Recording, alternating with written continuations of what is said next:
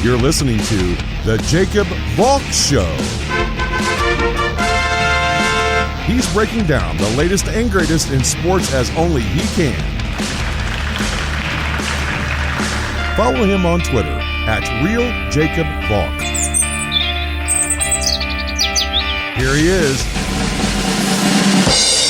Jacob Valk.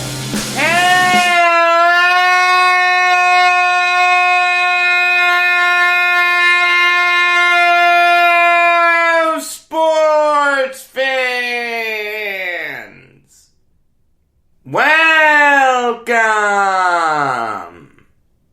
to another edition of the Jacob Valk Show.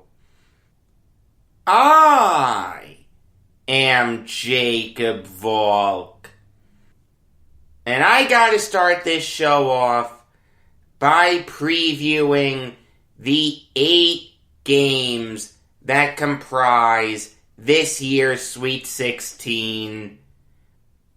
Oh, March Madness, how I missed you. The only thing my bracket is good for right now is toilet paper. Either that or kindling. And you know what? I don't care. What makes March Madness great is all the upsets. It's seeing all the Cinderella teams. We have 4 double-digit seeds in the Sweet 16. That's 25% of all teams. We have a 15 seed in the Sweet 16. Something that's only happened once before. 2013 FGCU. I mean, I saw some people say that this isn't going to be good for ratings. People want to see the best teams going at it. You can't tell me that these double-digit seeds are the best teams in the nation. I understand their point, but we still have some of those top seeds in. We have 3 1 seeds. We have 2 2 seeds. We have a 3 seed, a 4 seed, 2 5 seeds. This is a healthy mix. I vehemently disagree with that notion. The reality is, if you're not into this March Madness, I don't know what to tell you. You should be. There's no good reason not to be. I mean, I have no idea what the ratings are. I'll be honest with you. I haven't been following it. I really don't care. Ratings are down in all sports, but I'd love to know how much of that is people watching the game as cord cutters. Like, if they're watching it on some kind of an app, that doesn't reflect the TV ratings. But all in all, that's not the issue here. The issue is these 8 games, and I'll start with Oregon State versus Loyola of Chicago. This is going to sound really cliche, but if you're the Beavers, just keep doing what you're doing. You've dominated both of your games. You've beaten 2 vastly superior teams. There's no need to change anything. Your defense has been really good. You've gotten Ethan Thompson involved. You've gotten Jared Lucas involved. Those are the 2 big guns for the Beavers, so they really don't need to change a lot.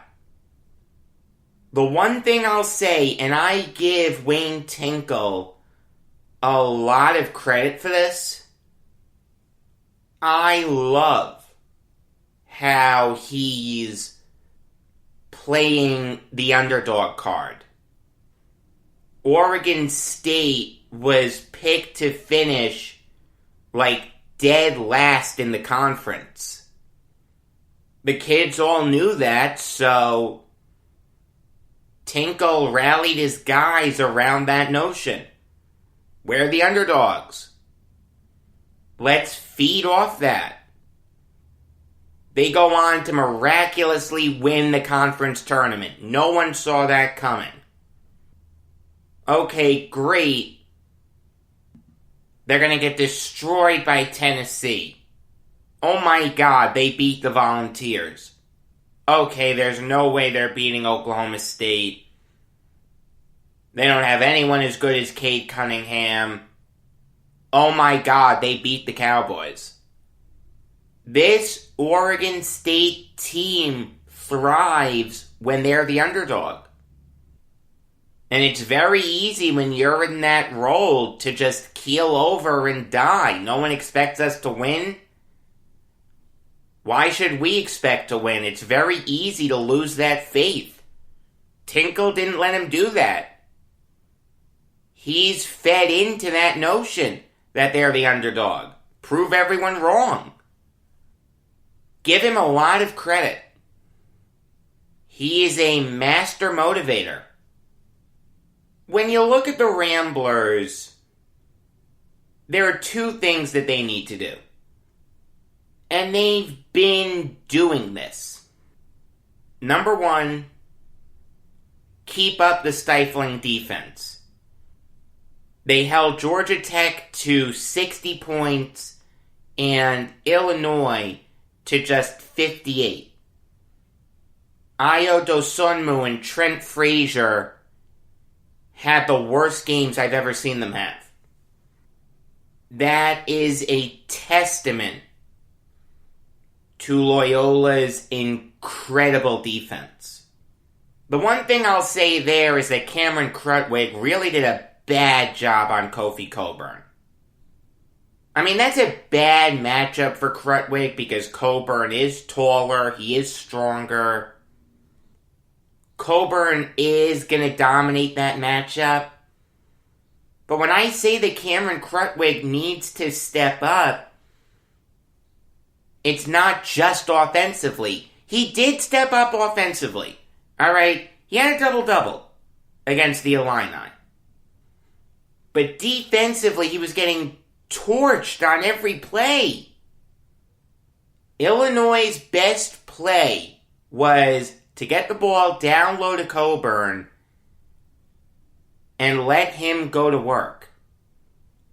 It'll be interesting to see if Oregon State force feeds a guy like Roman Silva.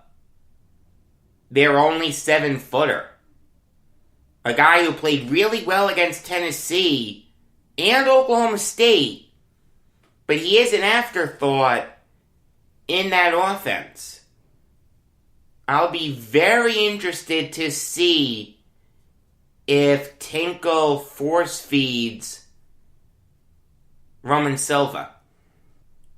All in all, I don't see how Oregon State is going to be able to beat this stifling Loyola defense.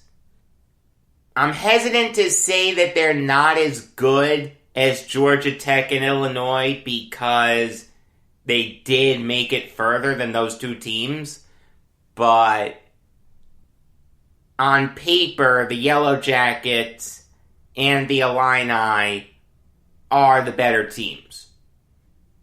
I've got to go with Loyola. And interestingly enough, they have the reputation as being the Cinderella team. They've played 3 games in this tournament so far. This is the second game that they've been the higher seed.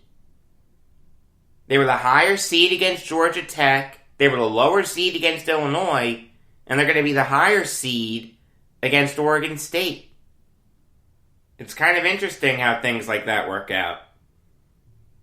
Moving on now to Villanova Baylor. By far and away the best matchup of tomorrow's games.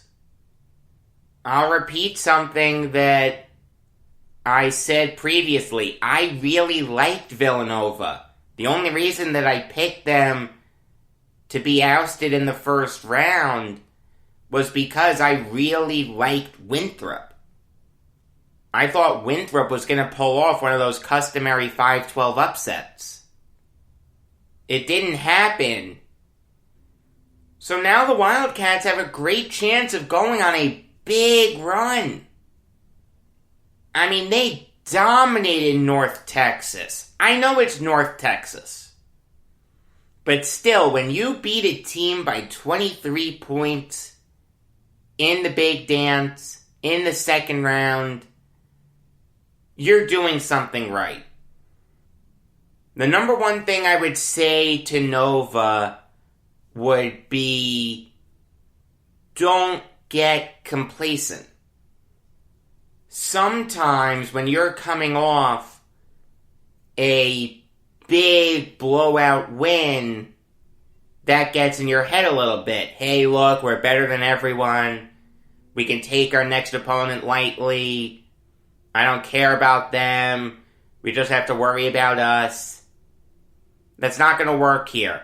Baylor is a million times better than Winthrop and North Texas put together. Do I think Jay Wright is gonna let his guys get complacent? The answer is no. But at the end of the day, there could be some guys that drift off. If Baylor gets out to a big early lead, it's going to be very difficult for the Wildcats to come back, because that'll show that they were ill-prepared for this matchup. Speaking of the Bears, if they're going to win, I'd like them to get Masio Teague a little more involved. Teague was their second leading scorer this year, 16 points per game, only 0.9 of a point behind Jared Butler, and he really took a back seat in the Wisconsin game. He got outplayed big time by Matthew Mayer. Baylor got here partially because of that great trio of Butler, Teague, and Mitchell. I don't think it bodes well for Baylor if one of those three guys no-show. Now, I'll say this. Baylor is a very deep team. Adam Flagler, Mayer, Chamwa Chichua, Mark Vidal, and Flo Thamba are all talented players, so they can afford a no-show theoretically, but it's not what you'd see in an ideal world. This is a really hard matchup. This is probably the hardest matchup of the Sweet 16 games for me to make a pick on. Ultimately, I think Villanova can match Baylor's depth somewhat. You can make the argument that they're deeper. Baylor has more quality players, but if you actually compare Villanova's best player to Baylor's best player, Villanova's second best player to Baylor's second best player, etc., etc., Nova probably has the edge. I'm going to go with the upset here. I'm going to go with the Wildcats. Moving on now to Oral Roberts versus Arkansas. Maybe these Christian schools are onto something. Loyola with Sister Jean and Oral Roberts is a very, very Christian school. They have the big prayer tower on campus. The Lord works in mysterious ways. It's no big secret what the Golden Eagles need to do if they want to pull off another upset. They've got to play through Max Abmas and Kevin Obanor. That's how they beat OSU, and it's how they beat Florida. And I will say this. In my round of 32 preview, I said that Oral Roberts would beat Florida. Did I have it in my bracket? The answer is no. No one did. But in my round of 32 preview, I did say that the Golden Eagles would knock off the Gators. I feel very proud about that. As for the Razorbacks, I would say just get back to what got you here in the first place. That high-octane offense. That offense that scored 82 points per game this year. The 7th best mark in the nation. You didn't do that against Texas Tech. You really couldn't do it. They have a stifling defense. You can do that against Oral Roberts. Their defense is dreadful. I don't like this matchup for Oral Roberts. I'll be honest with you. They knocked off OSU. Great job by them. You can't take that away from them.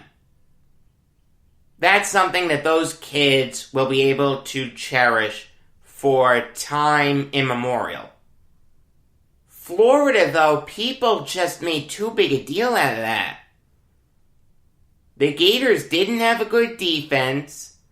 I really wasn't impressed with them all year. Like I said, I thought Oral Roberts was going to beat Florida.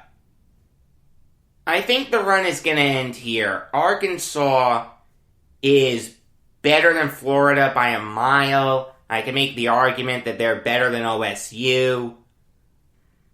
I think Arkansas wins this game comfortably. Moving on now to Syracuse versus Houston. It is no secret what the Orange need to do if they're going to pull off their third straight upset. Play through Buddy Boeheim.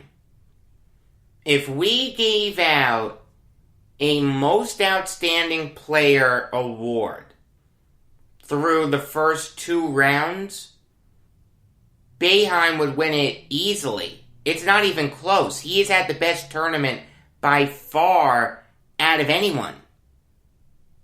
Against San Diego State, he dropped 30. And against WVU, he dropped 25.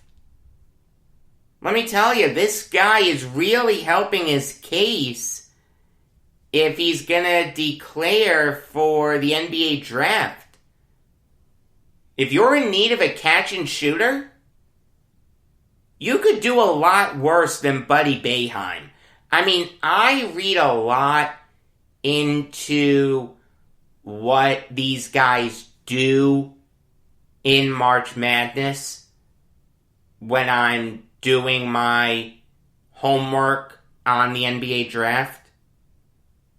Boeheim's stock is skyrocketing. This is a guy who I had a second round grade on before the tournament started. And now I can make the argument that he should be taken in the late lottery. Job well done by Boeheim. I really like watching him play. As for Houston, Marcus Sasser needs to step up.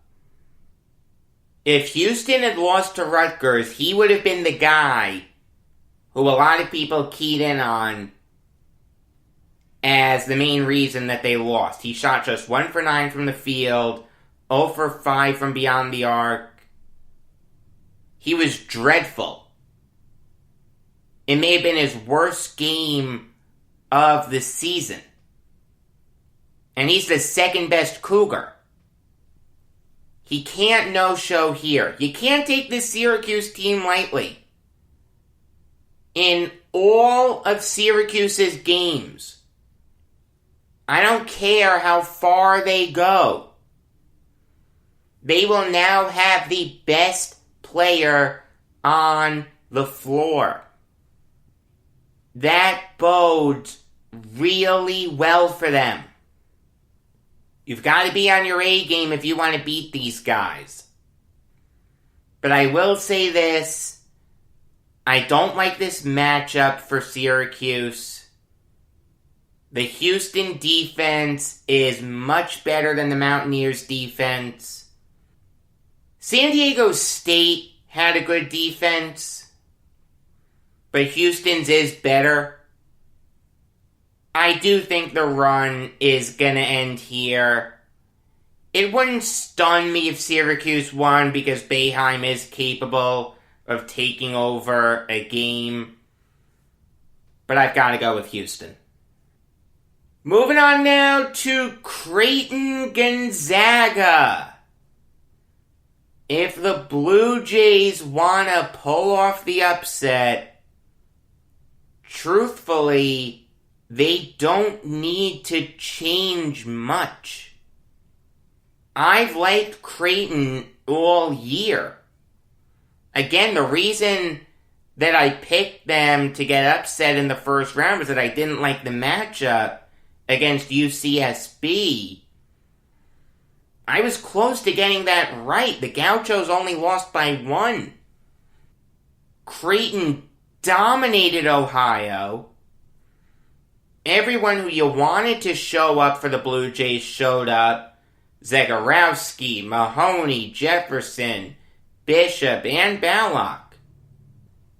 They don't need to reinvent the wheel. Greg McDermott can just stick with what got him here. And the truth is, the same thing holds for Gonzaga. Their great offense has been clicking on all cylinders. They dominated Norfolk State. We all knew they would. They dominated Oklahoma. I will say this. I'd like the Bulldogs to push the pace in this game. Try to get out on fast breaks. Don't let Creighton get comfortable. But I will say, I think these teams are more evenly matched than you think. Creighton has 5 guys capable of going off on any given night. Same thing with Gonzaga. Kispert, Timmy, Suggs, Ayagi, and Nemard. This is by far and away going to be the toughest game that Gonzaga's played all tournament. I know that's not a high bar to clear, but it is true. I don't think the run ends here, though. Creighton will make Gonzaga work. There's no question. But overall, I do think Gonzaga is the better team. I don't see their undefeated season ending on Sunday. Moving on now to FSU versus Michigan. If the Seminoles are going to win, someone else has to show up besides Anthony Polite. I mean, everyone showed up defensively against Colorado. Give them credit. That's not going to work against Michigan. Michigan is a better offensive team than Colorado. It's just that simple. You're not going to be able to hold the Wolverines to 53 points. So guys like MJ Walker, Raekwon Gray, and specifically Scotty Barnes really need to step up.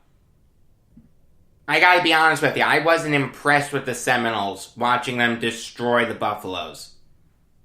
Truthfully, I thought that was more a Colorado loss than it was an FSU win.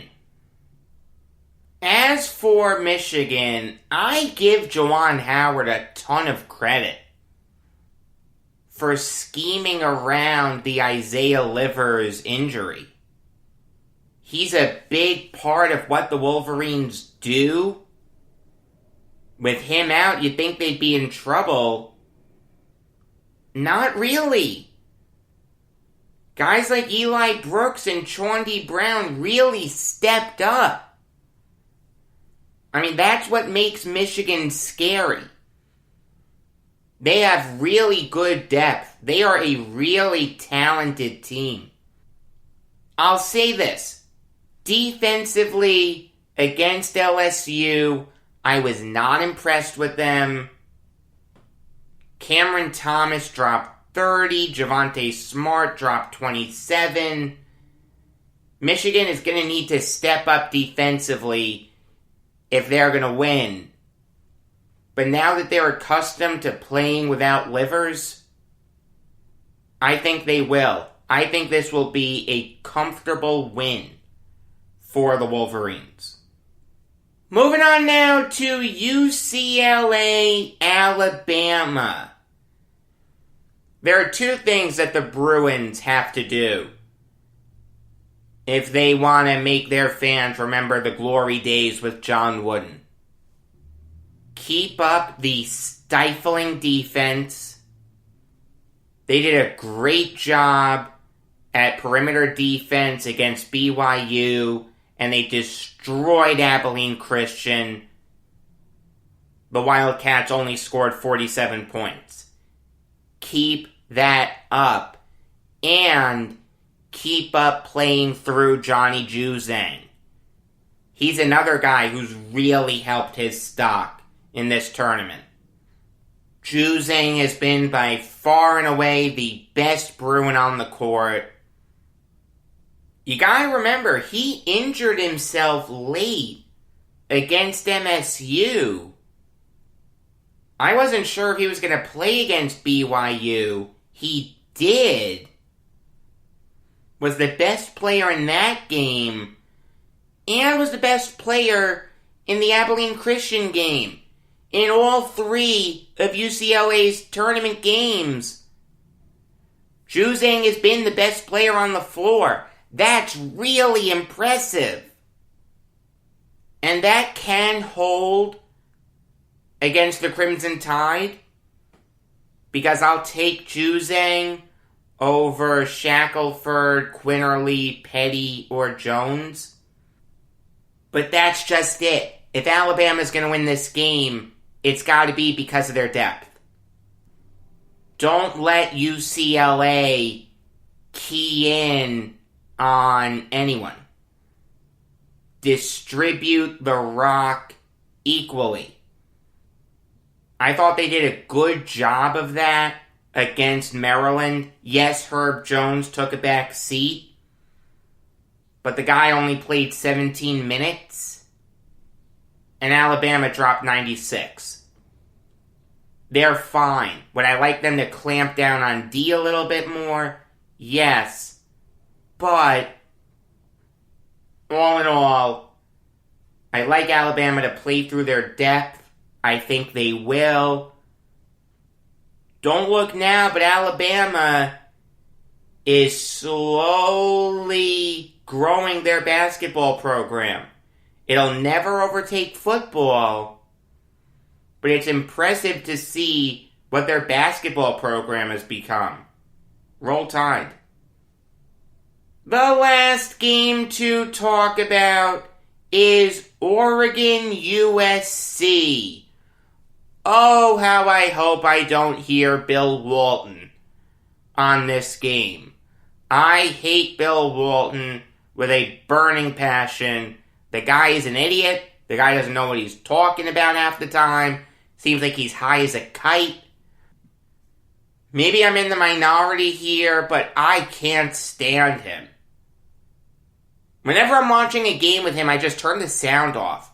I feel sorry for Dave Pasch.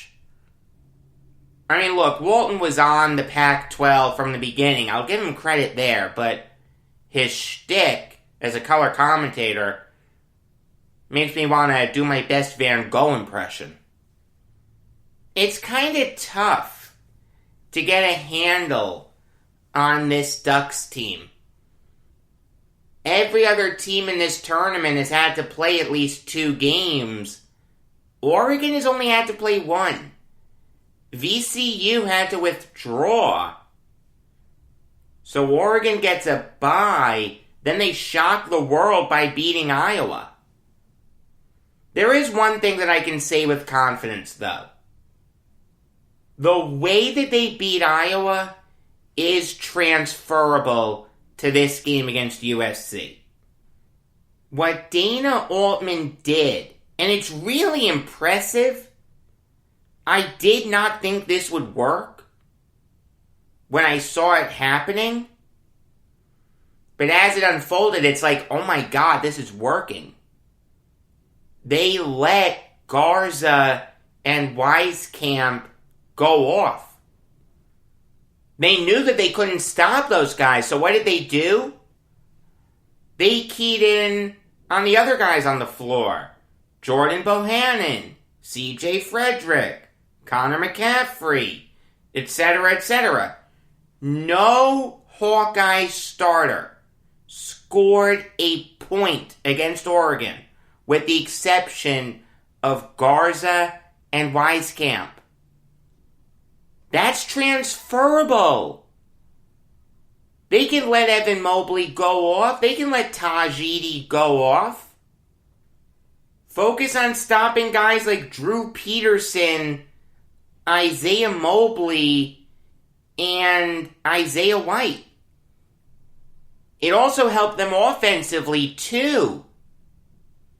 Because their defensive game plan was so simple, they were able to drop 95 points. I know it's weird, but they can let Mobley and Edey go off. Focus on the other guys, and they'll be fine. Let their guys focus on offense. They'll be fine. I mean, I will say that strategy can blow up, especially since this USC team just destroyed Kansas. And even then, that seems like an understatement. They eviscerated Kansas. That game was over in the first half. I turned it off. Couldn't watch it anymore. I mean, I thought Kansas was getting a bad rap throughout a lot of the season. Every ounce of criticism that they got was worth it solely because of that game. Clamp down on defense. Oregon had 4 guys score at least 17 points against the Hawkeyes. They can't let that happen. There's no way that you beat Oregon if guys like Duarte, Figueroa, Richardson, and Omorie have games like they did against Iowa. But I see a lot of similarities between Iowa and USC. I like the way that USC is playing. They destroyed Drake. I did think Drake would beat them. They destroyed Kansas. I thought Kansas would beat them. But I'm going to go with a little bit of an upset here. A 7 seed beating a 6 seed. It's not a gargantuan upset, but it's still an upset. The way Oregon played against Iowa, I don't like USC's chances. Iowa and USC are similar. Iowa has Garza and Wieskamp. USC has Mobley and Edey. That doesn't bode well for USC. Give me the Ducks. Alright, now I'll give you some NFL Valk talk. And I'll start with the Seahawks re-signing Carlos Dunlap to a 2-year deal worth $16.6 million. To make room for him, the Seahawks cut Jarran Reed. This is a great job by John Schneider. Dunlap was really good for the Seahawks. Came over from the Bengals midway through the year. And according to Pro Football Focus, he had a 65.9 overall grade for him. Is that the Dunlap that we're used to seeing? No, and I don't think he'll ever be that elite defensive presence again. But he's still capable of getting to the quarterback. In 8 games for the Seahawks, he had 7 sacks. That's impressive. The Seahawks really needed to find a way to bring him back, and they did. Job well done. And they got rid of a bad defensive lineman in Jarran Reed. I used to like Jarran Reed. I did think he had the potential to go from good to great. His 3rd year in the NFL, he had a 66.8 overall grade and 11 sacks. You thought that the sky was the limit for this kid, and he just got worse and worse. And don't let the 9 sacks fool you, by the way. 5 of those came in 2 games. He had 3 sacks against the Bills and 2 sacks against the Rams. Yes, those are really good offensive lines, but that still means that throughout the 14 other games, he only had 4 sacks. He had a 56.3 overall grade last year. Dunlap is better than Reed. You make that trade-off any day of the week. Good job by Schneider. Moving on now to the Buccaneers bringing back yet another player from their Super Bowl winner, Leonard Fournette.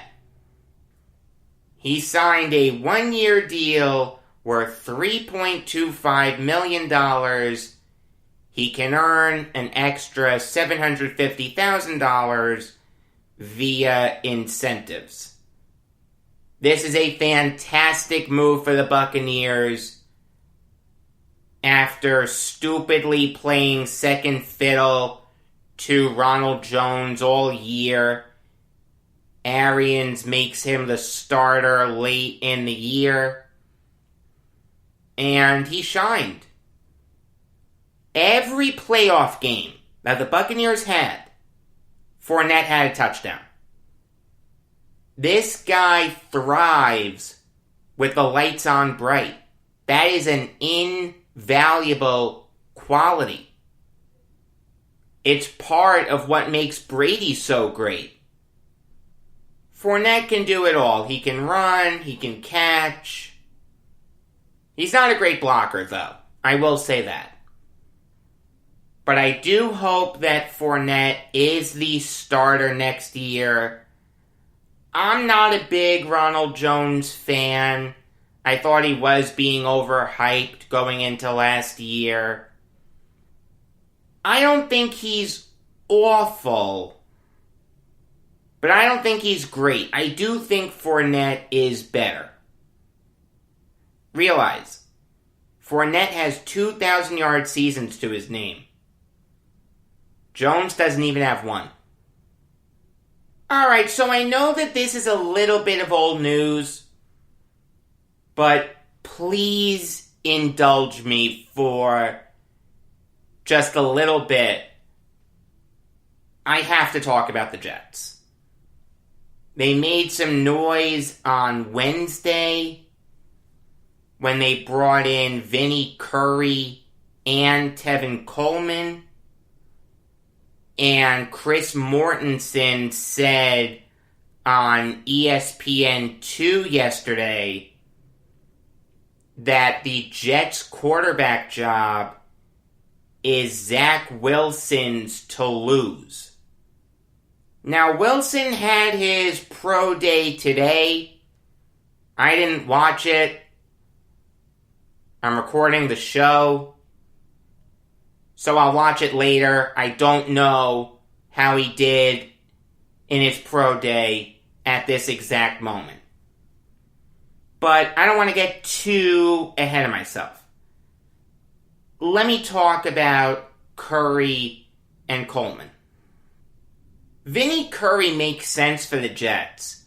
Joe Douglas obviously knows him. He's been a good player in this league for a long time. 68.6 overall grade, according to Pro Football Focus. I mean, Curry was signed to a one-year deal worth $1.3 million. You can't hate that. The one thing I'll say is, what's the front seven gonna look like? In no particular order. You have Quinnen Williams, Vinnie Curry, Foley Fatukasi, Sheldon Rankins, John Franklin Myers, Carl Lawson, C.J. Mosley, maybe Jared Davis, and maybe Jabari Zuniga. How are you making all those pieces fit? You have more defensive tackles than you need. You've got Mosley as the Mike linebacker. Who's going to be the Sam? Who's going to be the Will? I'd like a little more clarity on what the plan is. Who's going to start? How is this depth chart going to be arranged? Instead of going after every front seven player you can, how about you sign some corners? Your front seven was fine. You didn't need Vinnie Curry. Hell, you didn't need Sheldon Rankins. Sign some corners. You just saw Malcolm Butler go to the Cardinals. Who's left? Janoris Jenkins? Richard Sherman, maybe? Why do I think this is going to be 2014 all over again? I will say, though, Tevin Coleman makes a lot of sense. It always seemed like the Jets were going to go with a committee approach at running back.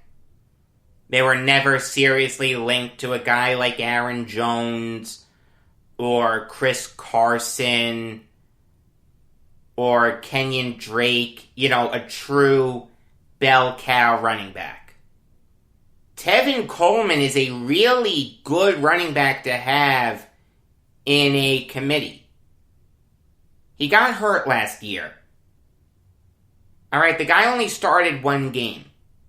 In 2019, he had 544 rushing yards and 6 touchdowns. You pair him with a guy like Pirine and either Adams or Johnson, I'm okay with that. That can work. It's not the greatest running back setup in the league, but it's not going to embarrass itself. Coleman signed a one-year deal worth up to $2 million. Obviously, Robert Saleh and Mike LaFleur know him.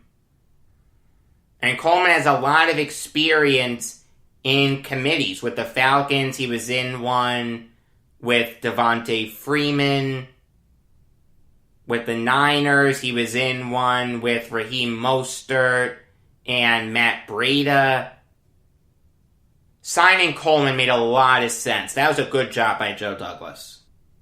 But now on to the report that the Jets are really likely to draft Zach Wilson. I'm fine with it. It's better than rolling with Darnold. Did I understand the logic of surrounding Darnold with better talent and seeing if he could finally reach his potential? The answer is yes. But I was never crazy about it. I just don't think he has what it takes to be a good quarterback in this league. I don't care who you surround him with. I think he's going to bust.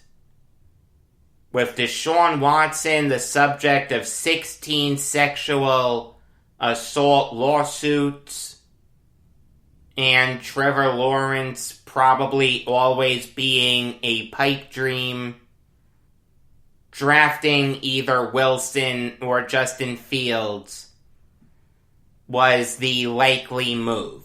And we've heard rumors that the Jets were zeroing in on Wilson.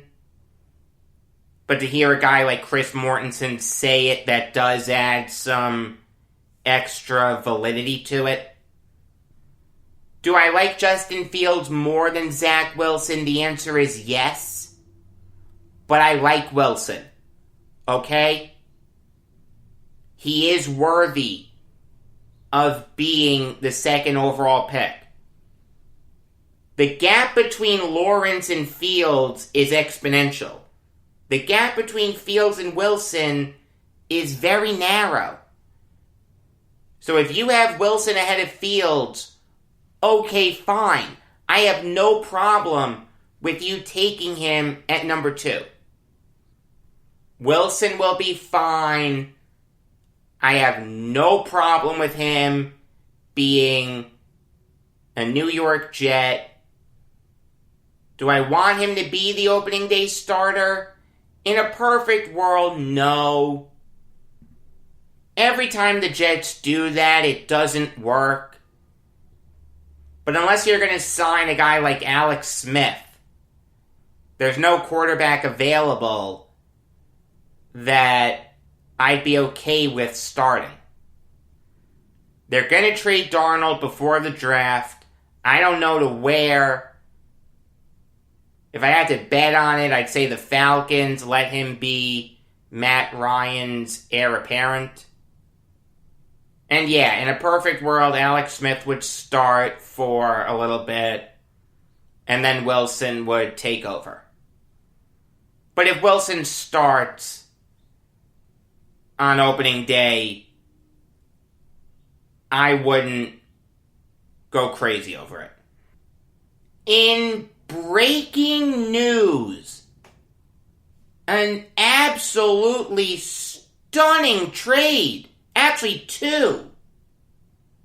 The Dolphins traded the 3rd overall pick to the 49ers for the 12th overall pick, the 103rd overall pick. That's a compensatory 3rd rounder, and their first rounders in 2022 and 2023.